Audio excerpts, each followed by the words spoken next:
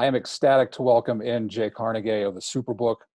You can follow him at Jay Kornegay on Twitter and at SuperBook Sports on Twitter. Jay, thank you for doing this, and looking forward to chatting with you about the SuperBook launch in Colorado. Yeah, my pleasure, Ian. Good to see you. So how cool is it for you to launch the SuperBook in its first state outside of Nevada, in your home state? Yeah, it's a little ironic. It wasn't planned that way, to be honest, but we're certainly thrilled to be in Colorado, and it certainly means a lot, as Colorado holds a special place, and in my heart, and I still feel like I'm part Coloradoan, even though I've been out here in Vegas for many years now. But to have our first launch in this great state is something special. Why did you launch in Colorado? Why come into the Centennial State? Well, there was a few things that were very attractive to it. The tax rate, the regulation friendly, remote signups is always very attractive for an operator. And with my connections and being from that area, also added to the equation. And so we thought it was a state that had a tremendous upside with the fans there. They're great sports fans, and this is what I've been preaching to them for over 2 years now, that they're very loyal fans, even to those Rockies. I live and die with the Rockies, but yes, you mostly do. die. But the Broncos as well, and explaining, with the Colorado fan, they're so loyal, but they're true sports fans. There's so many, they're very loyal to the teams, but they're very loyal sports fans overall. In combination with the regulation friendly, the easy tax rate, and hooking up with our great partners from the lodge, it all made sense. So it was a no doubter once we put those pieces in place that we were going to come to Colorado. What will separate the SuperBook from the other sports books that are currently up in Colorado? Well, we've been watching it, and as you can imagine, monitoring all the operators out there, and there's a lot of tremendous operators out there, a lot of good people. I know a lot of them. What separates us and from some of the others is we have a very expansive menu. We have we're price friendly. We have better odds in most cases, and hooking up with the lodge is certainly a plus, as well as many people in Colorado are very familiar with the great partners that we have. And the commercial jingle. We don't. Yeah, you know what? I don't know that jingle, but gosh, maybe we should get a jingle.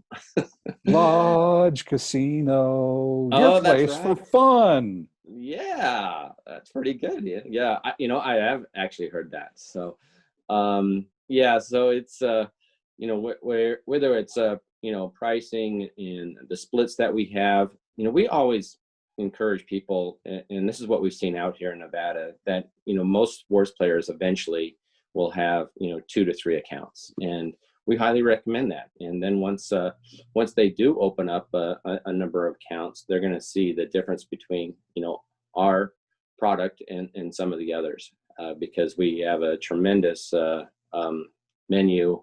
We focus on Colorado sports. As you can imagine, we really want the hometown flavor in each state that we operate, but especially in our first launch here in Colorado, we have focused on the Colorado teams.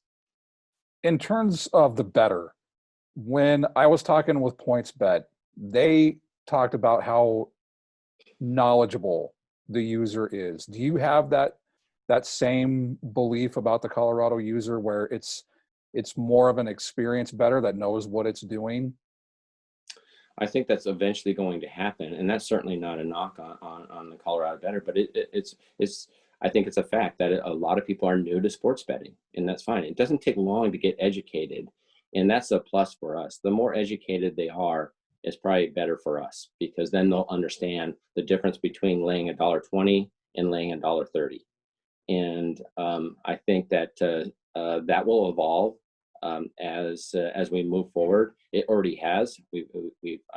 I've been monitoring it, the market over the last few months, and it's you can see the maturity of the market, and it happened fast, and compared to other states, it's grown tremendously. Even though we've seen growth nationally, but the growth in Colorado has just been off the charts. And along with that is the education in the space, and that's what the Colorado sports fans are doing. You mentioned the market. What is possible for this market? We've talked about it a little bit over the course of the summer of 2020, but now that we know what the market looks like right now heading into 2021, what is this market capable of going forward? Are you surprised that it's already jumped into the top 5, top 6 markets in the country based on handle? I'm not surprised. I'm just knowing how the sports fans of Colorado warm up to all the different offerings, all the different sports. Certainly, their home teams. This, you got to remember that this has taken place when a couple of these teams, our teams, have struggled. I can only imagine what the numbers are going to be. When Broncos have success. We got the Nuggets there, we got the Avs there. We'll wait on the Rockies a bit, but I can only imagine what the numbers would be. I think that they have the chance of probably more than doubling what Nevada does over time. I mean, if you just look at pure population numbers, and the state of Colorado has, I believe, around 6 million people, and the state of Nevada has 2 million.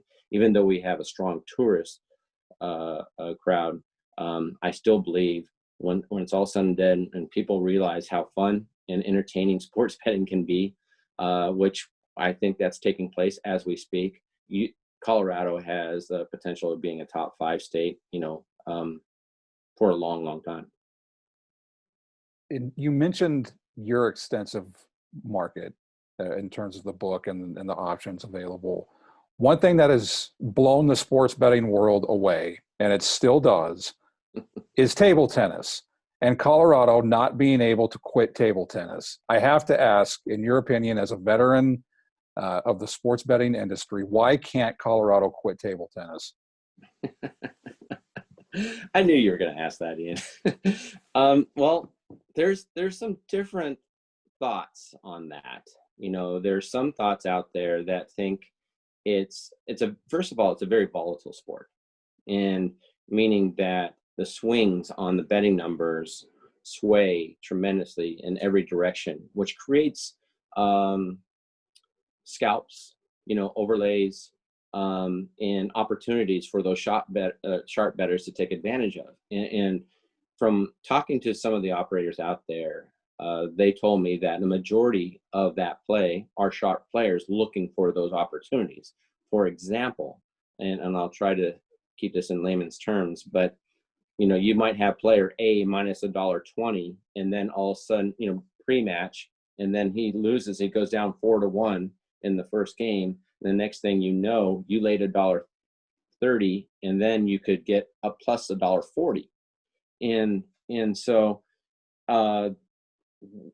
with the limits being very small or limited, when these sharp players are playing the limits, the bookmakers are making aggressive moves, which creates even more scouts, and that churn is keeping those numbers up. Now, that's one theory, and then I believe that is true. And then there's another part that because table tennis was the only game in town during the summer, yes, people warmed up to it, even though I look at it sometimes and I kind of crack up because I go, are they playing in somebody's garage? What is going on here? But there are some leftovers from the summer that got caught up in it and still continue to play. So with that combination, you're seeing some pretty solid numbers. I'll be curious to see if they can sustain those numbers, moving forward. You mentioned the Broncos. As you've touched on this when we've talked before, you're able to separate what you have to do as a bookmaker and what you do as a fan. Lay out how difficult that is or how easy it is and the process that you get to being able to do both. Well, I wear a couple of hats, and one is my work hat and one is my fan hat. And when I'm at work, I definitely have that work hat on, and I do whatever's best for, our operation. But once it kicks off, I can put my fan hat on. Now, I shouldn't tell my bosses that. What do you mean you're rooting against the book? I'm just rooting for my team. Sometimes it's very frustrating, to tell you the truth, because it's, the Seattle Super Bowl. Everybody was betting the Broncos. And I was just like, oh my gosh, it's like, if the Broncos win, we're just going to get destroyed, and not that I was rooting for Seattle. I was definitely rooting for the Broncos in that game. And it was over quickly, right? Pretty much the first snap. Yep. But thanks for the reminder. In another case, yeah, sorry.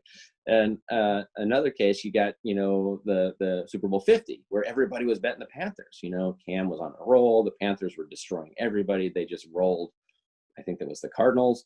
And it was a lot of fun then because, I got the opportunity to root for my team, and the book really needed the Broncos to win. So it was a double winner for me.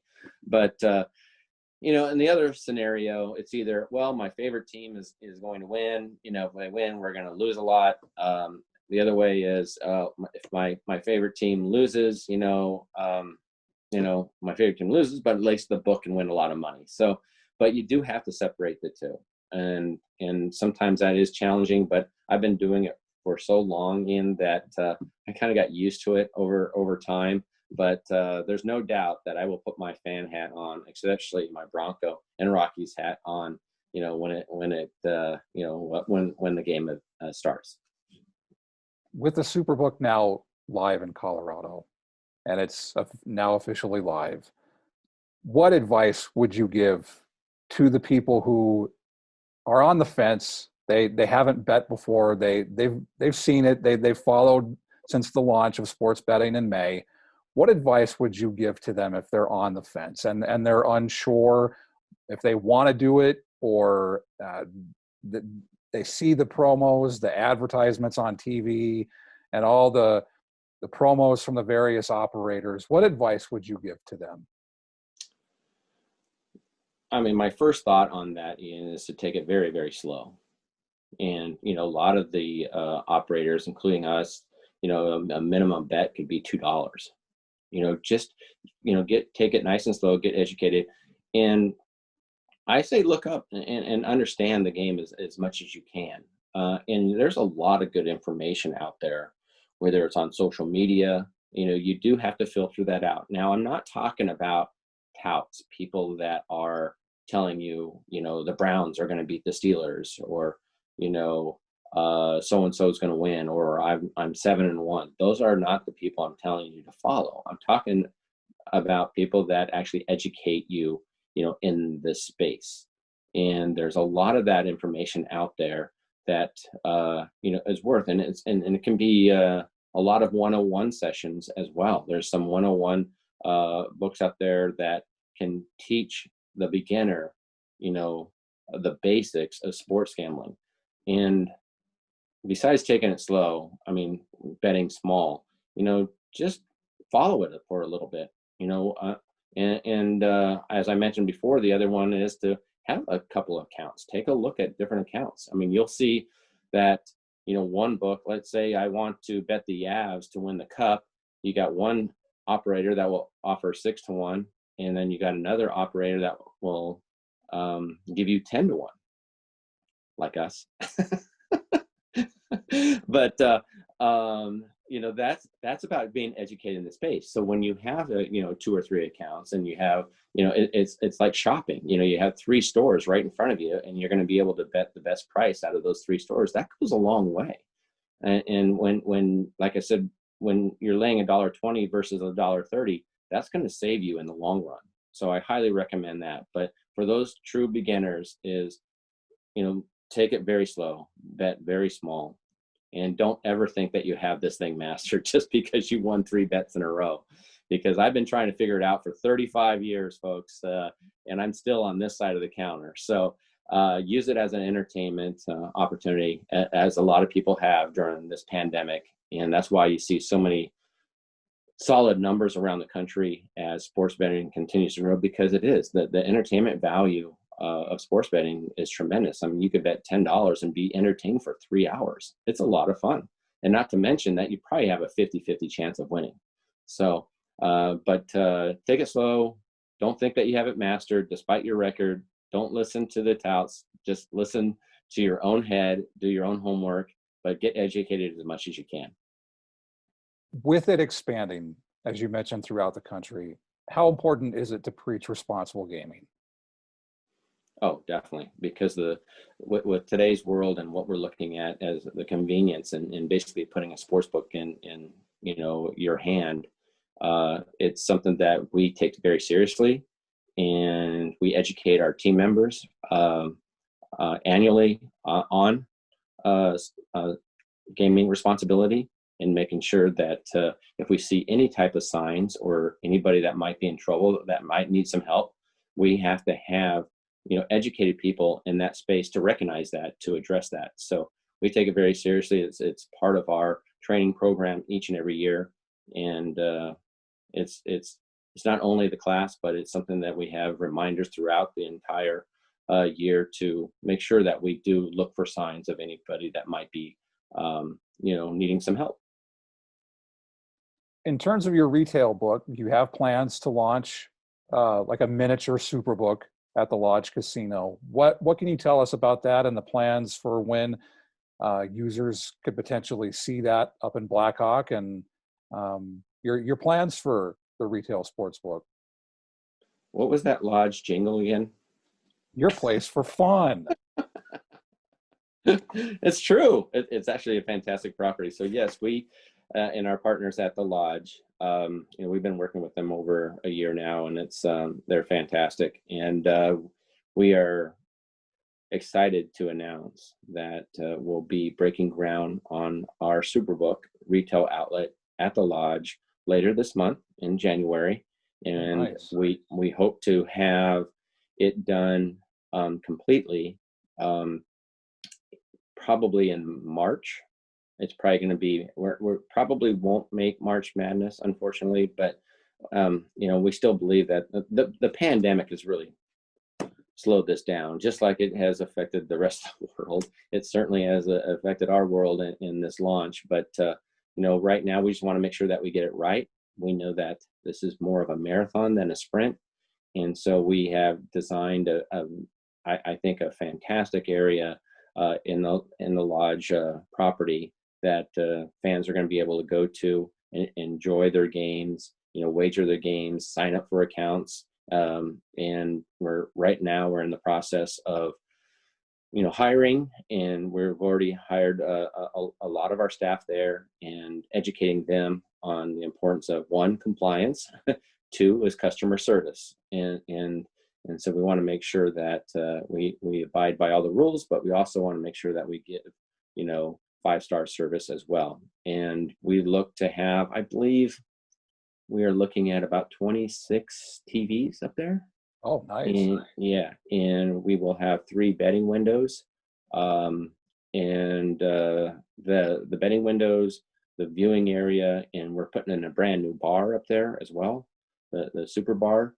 And that will be right in the viewing area. So I think it's going to be it's not going to be 30,000 square feet like you see in Las Vegas, but it's going to be an area that I think many sports fans are going to be able to enjoy. And we have to talk about the Super Contest. What can you tell us about that? It has to get approval from the Colorado Division of Gaming, right? Yes. And we are looking at that. We've been talking to him. We talked to him about many different subjects, including contest, and we are looking to get that approved so that we can offer that at the beginning of next season, football season, I should say. And for those that don't know what the Super Contest is viewed as the most prestigious pro football handicapping contest in the world. Now, the numbers were really down this year, mainly because of the pandemic. There's some competition out there as well. But the Super Contest, the format is that contestants pick 5 games against the spread each week for 17 weeks during the regular season, and then whoever picks the most winners is crowned the champion. And we've had champions that have won well over $1 million this year. Because the numbers were so down, the winner won $435,000, still a big chunk of cash. Yes. And we don't expect the entry fee to be what it is here in Nevada, which is $1,500. We expect the entry fee in Colorado to be $500. And so it is a serious contest, but it is a lot of fun too, especially if you get down to the last few weeks and you're contending. In fact, the winner of the Super contest just a couple of years ago was from Denver. So we have a Colorado base, and we looked that up. I think we have close to 1,000 people that live in Colorado that were already SuperBook guests and have accounts in Nevada. So some of those have been in that Super contest. But we have a number of contests. So it's not just going to be a football handicapping contest. We're looking at basketball. We're looking at baseball. We'll certainly have a March Madness type of contest. All those type of contests that we have here in Nevada, we plan for Colorado as well. And to just wrap it up, what do you think is the most exciting aspect of sports betting going into 2021 and going forward, now that it's going to start getting into more states and people start to know it, to learn it, to experience it? What is the future for sports betting, not just in Colorado, but across the country? Well, we've already seen tremendous growth in every jurisdiction, no matter where you're talking, as the popularity of sports betting is bigger than ever. We kind of, we've been around it for many, many years, and we do have some internal laughs about how we were the bad guys by taking bets on sports. And then all of a sudden it's okay for everybody. Hey, which is great. It's fantastic, because we always thought it should be. But I think sky's the limit. I think that it's an underserved market. I believe that we're finding out that a lot of people want to bet on sports, and now they have that opportunity.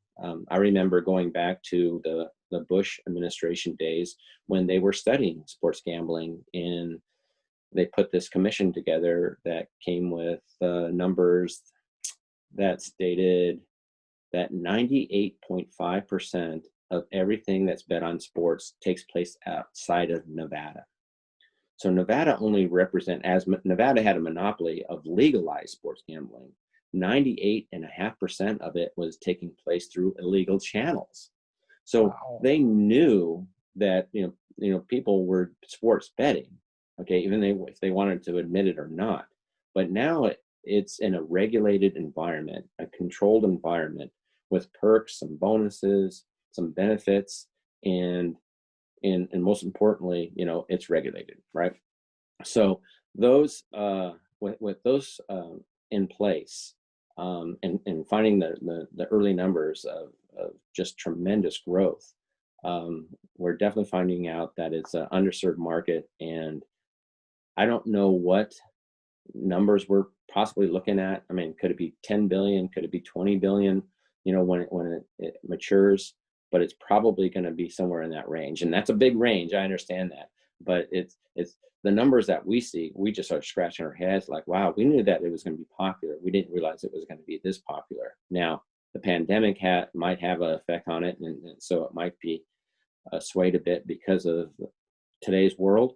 But I believe that it's going to continue to grow for a number of years, and that we'd be seeing somewhere around, a $15 billion sports betting market in the future.